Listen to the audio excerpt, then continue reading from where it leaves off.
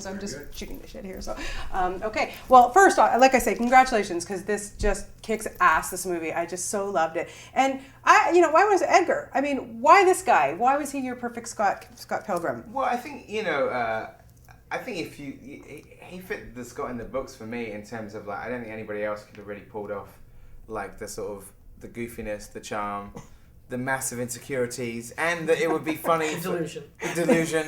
Don't forget that one. Of grandeur. Yeah.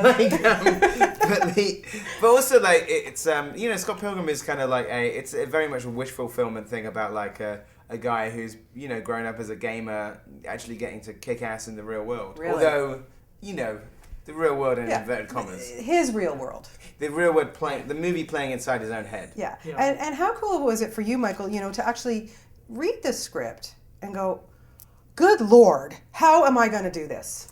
Yeah, there's a lot of that. I mean, you read the script and you're kind of just like trying to keep up with it, trying to imagine what it's going to look like.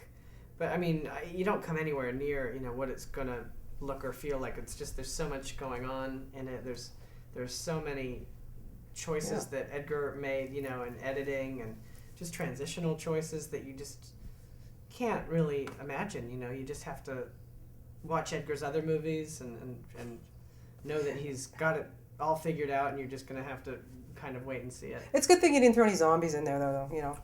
No, I feel like I've done zombies already, so I kind of like I'm moving on. I'm over zombies. I love zombies. Zombies are cool. You made them cool. I have to say, you totally made them cool. Well, we went to the classic kind of like Coke recipe of keeping them slow. Yeah. Not a big fan of running zombies. Yes, yeah, I'm with you on that for running sure. Zombies, yeah. No, that seems like an oxymoron. What just did that? It was every other film has running zombies. Yeah. It feels like the zombies don't need to be on Red Bull. No, I agree with you. Training for this, Michael, was it something very difficult for you, or a little bit nervous, intimidated for you? It was fun. It was a nice opportunity to get to, be on a very tight schedule, like running every morning and push-ups and.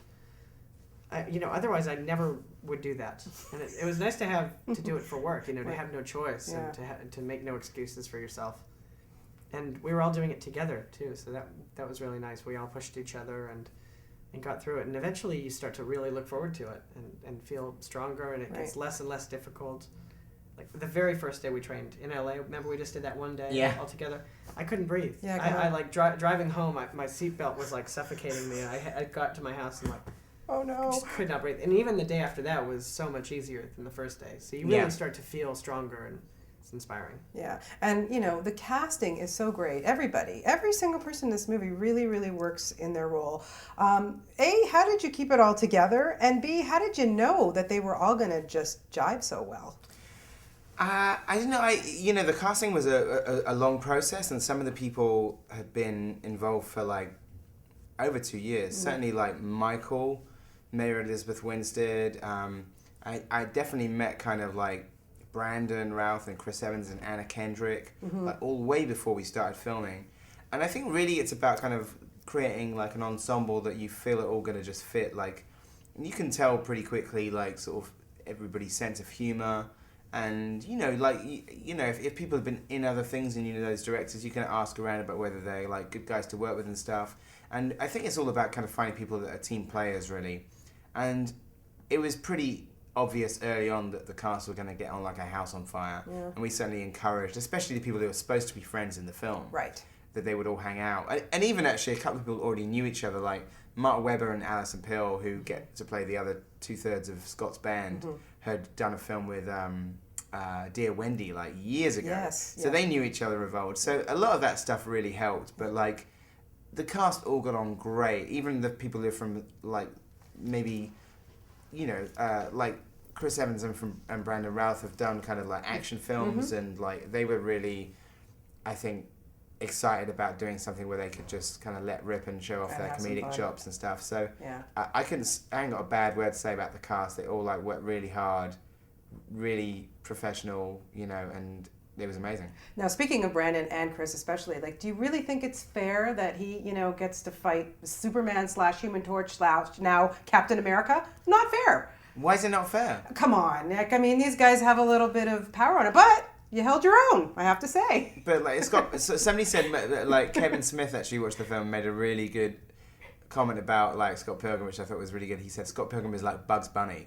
He's kind of like constantly finds a way to get out of things and stuff. So like Bugs Bunny is like, I think Bugs Bunny and Scott Pilgrim have like more in common than it ever occurred to me in terms of that they may not be the strongest person in the room, but they're sort of unbeatable. It's always kind of like a way out. Like when I turn around with the coffee. Yeah. Just Yeah. like just two He's cups suddenly of got coffee. 2 cups of That's coffee a very that Bugs you- Bunny moment. Yeah. Absolutely. And do you think, too, Michael, he's a little Homer Simpson? Because he Yeah. you know what I mean? He says things, but from beginning to end, we love him. We're with him. We don't care what he says. We're rooting for Even you. though it can be really stupid. It's true. There are some really Homer Simpson moments, I think, like the spinning wheel in my head. Yeah. That's like such a Homer Simpson moment. Maybe there's a thing with Homer and the Odyssey and like Pilgrim's Progress. Maybe there's some kind of link there, even with Yeah. the name. Yeah. He's like a young Homer.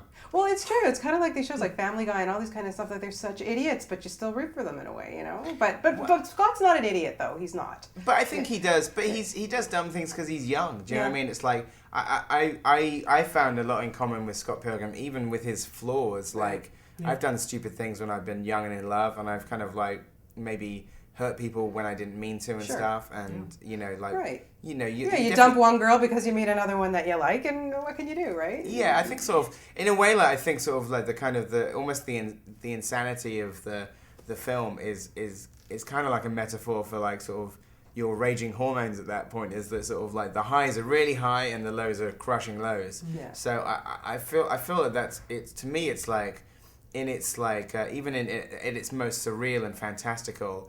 It's a pretty good chronicle of like what it's like to be young and in love. Absolutely. Now, Michael, do you think that you could kick someone's butt or endure getting your butt kicked for somebody you love? Probably. I've never had to, but I think I could take it or dish it.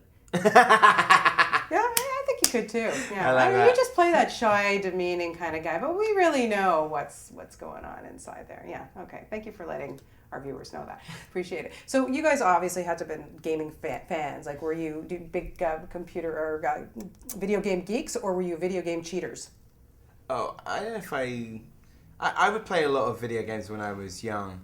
I'm slightly a lapsed gamer now, and if anything, like reading the books made me feel nostalgic. But I definitely grew up like playing. I had home computer games endlessly, like a black hole of you know. And with those games, it's like, and which it's kind of what the film's about, is you kind of disappear into a world when you're playing video games. Yeah, absolutely. How about you? You were a cheater Yeah, when you were growing up?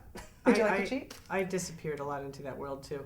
I have memories of both of my sisters used to dance, and they would, you know, in the basement they would play Mariah Carey and dance to it.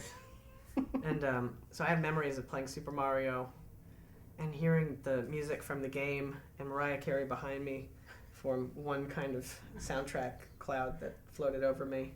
Super Mariah Brothers. Super Mariah The Brothers. Super- There's your next film. There you go. Oh my God! Could you Super see him Super dancing Mariah to that? 3. I could see it. That would be awesome. Well, congratulations again, you guys. This really, I kid you not, I just so loved it. It's so rocked. It's amazing. And thank you for putting our city back on the map again. I know it's never really been off, but we're very proud to have it here, set here, and shot here, and it's great. Thank you. Thank you. Thanks. You're That's welcome. great. No problem. Cool. Okay.